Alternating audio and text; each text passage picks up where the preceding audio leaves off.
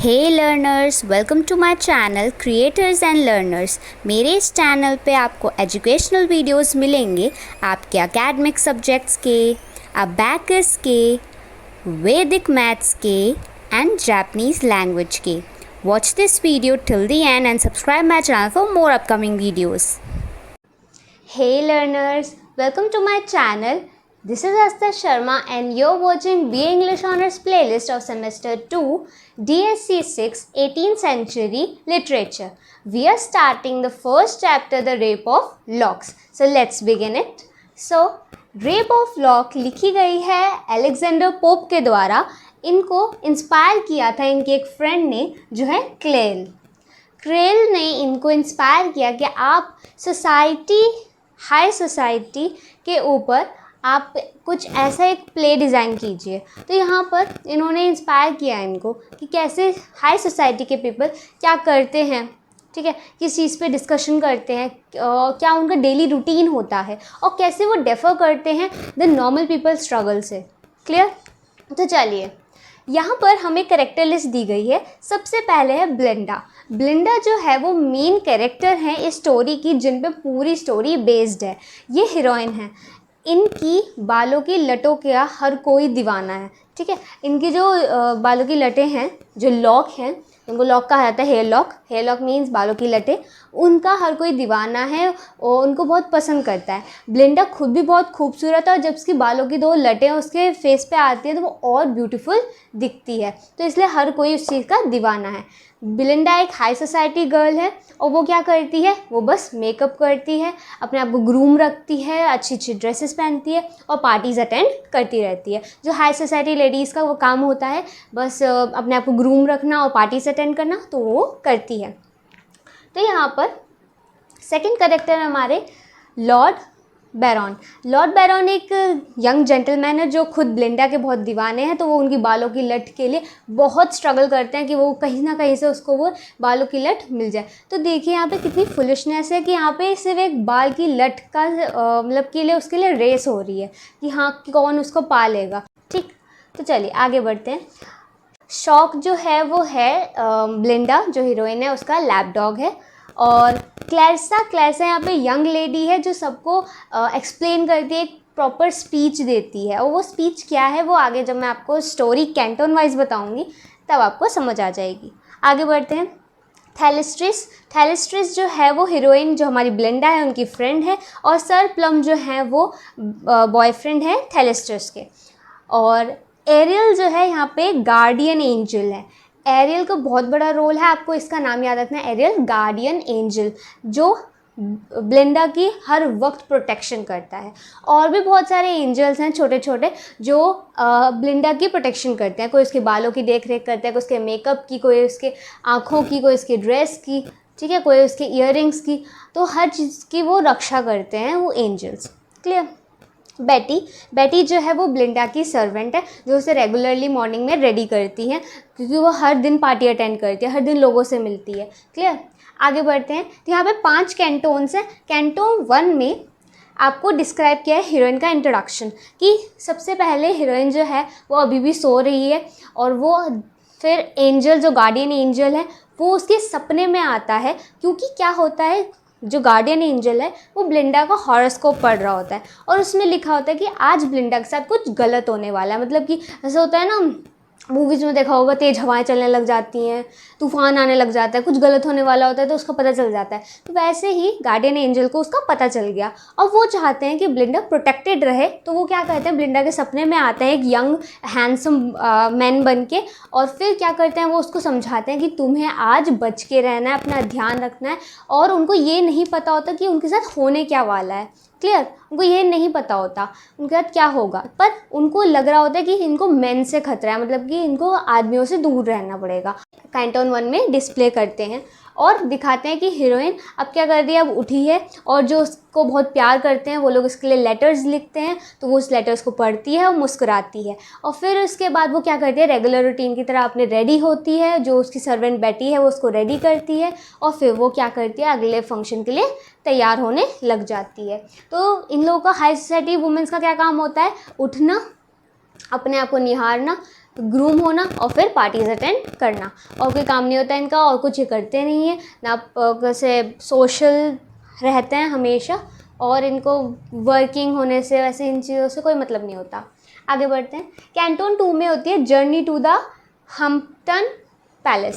हम्पटन palace में organise हो रखी होती है हाई सोसाइटी पार्टी, तो वहाँ के लिए वो निकलते हैं। तो जब उस जर्नी के लिए वो निकलते हैं तो वहाँ पे बोट से ट्रैवल करते हैं। पहले के टाइम पे बोट्स हुआ करती थी। ये एलिजाबेथन एरा का जो है ये पोएम है, और ये एक मॉक हीरोइक नरेशन एपिक है। ये एक एपिक पोएम है और इस पोएम में डिस्क्राइब किया गया है। तो यहाँ पर जो जर्नी है वो उसके लिए निकलते हैं बोट में, और वहाँ पे हर कोई जो ब्लिंडा के साथ जा रहा होता है वो उसकी लटों को देख रहा होता है, वो उसकी ब्यूटी को देख रहा होता है, उसके ग्रूम जैसे वो स्टाइल हुई है उसको देख रहा होता है। हर कोई उसकी ही तारीफ़ कर रहा होता है, उसके बारे में बात कर रहा होता है। वहीं लॉर्ड बैरन भी होता है जो उसकी लट के लिए बहुत इंटरेस्टेड होता है कि बस उसको उसके वो बालों की लट मिल जाए। क्लियर? वो कैसे ना कैसे करके उसे पाले। नेक्स्ट आता है कैंटोन 2 में ही क्या होता है, एक छोटा सा टॉपिक बताया गया है।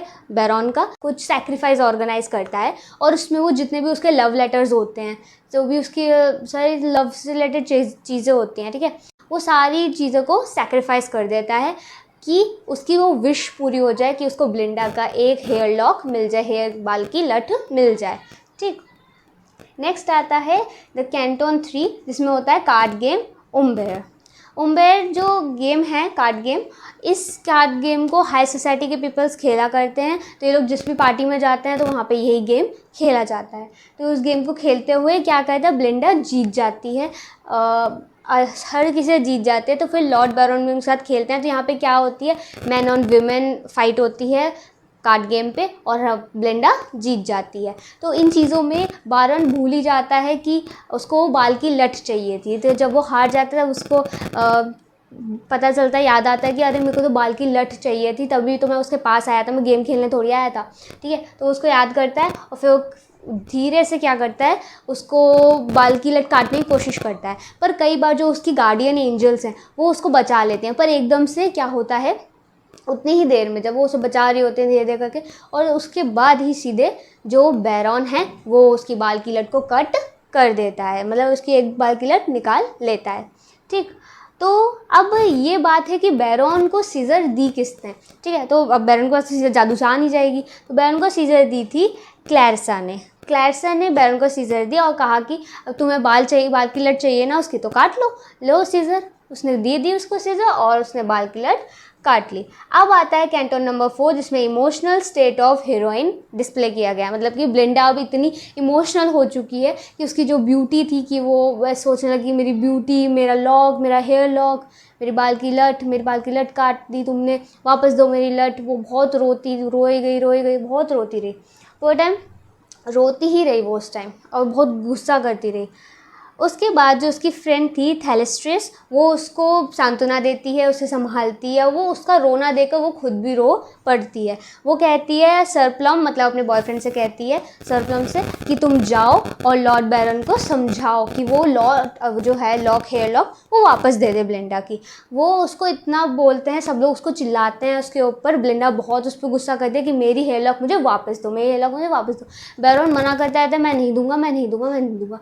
इसी जद्दोजहद में, इसी फाइट में क्या होता है, वो लॉक बैरन के हाथ से कहीं खो जाती है, और फिर मैन एंड वुमेन में फ़ाइट शुरू हो जाती है। और ये फ़ाइट कुछ ऐसे होती है कि वुमेन्स के पास उनका वेपन होता है, उनकी कॉम्पैक्ट पाउडर और ब्रश। उसको कॉम्पैक्ट पाउडर को ब्रश में लेकर वो बैरन के फेस पर लगा देते हैं। तो कुछ ऐसे इनकी फ़ाइट हो रही होती है। मैन सब हेयर लॉक को ढूंढ रहे होते हैं, लेकिन वो हेयर लॉक कहीं नहीं मिल पाती। फिर क्लैरिसा अपनी स्पीच के साथ सबके सामने आती है और सबको काम डाउन करने की कोशिश करती है कि सिर्फ एक हेयर लॉक से एक बाल की लट अगर हट गई है तो उनकी ब्यूटी पे क्या इफेक्ट पड़ा है, ऐसा उनको इतना ब्यूटी को लेकर क्यों लगा हुआ है इतना। तो उनको अपने सोशल अवेयरनेस, अपनी सेल्फ डिपेंडेंस, अपनी नॉलेज के लिए अवेयर होना चाहिए, ना कि अपनी ब्यूटी के टूवर्ड्स। क्योंकि सिर्फ ब्यूटी से तो कंट्री आगे नहीं बढ़ सकती ना। कंट्री में अगर डेवलपमेंट्स के लिए हमें कंट्री के लिए कुछ करना पड़ेगा, कंट्री की ग्रोथ के लिए कुछ करना पड़ेगा। कंट्री में ग्रोथ नहीं होगी तो फिर कैसे आगे डेवलपमेंट होगा।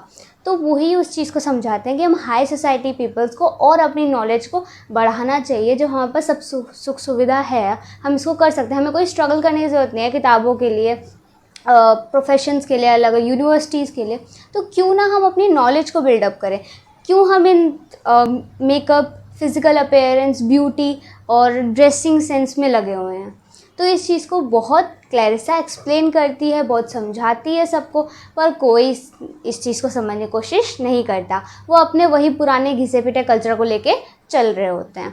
और फाइनली जब लॉक नहीं मिल पाता है तब जो गार्डियन एंजल्स हैं, जो गुड एंजल्स हैं ब्लेंडा के, वो ब्लेंडा को कहते हैं कि अब जो तुम्हारी हेयर लॉक है हेवन की तरफ चली गई है और वो एक बहुत सुंदर स्टार बन चुकी है, एक हेवन स्टार बन चुकी है, ठीक है, उसका कैननाइजेशन हो चुका है।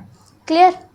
तो यहाँ पर इस चीज़ को दिखाते हैं कि अब जब उनकी लड़ाई नहीं रुक रही थी तो उन्होंने फिर उनको सुपर पावर्स की बातें बताकर कि देखो ऐसा हो गया होगा, तो उनको फेरी टेल्स की तरह कहानी सुनाकर उनको शांत किया गुड एंजल्स ने। तो ये थी पूरी poem The Rape of Lock by Alexander Pope. So, thanks for watching this video. Share it with your friends and subscribe my channel for more upcoming videos.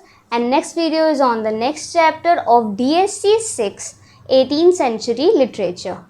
Bye bye everyone.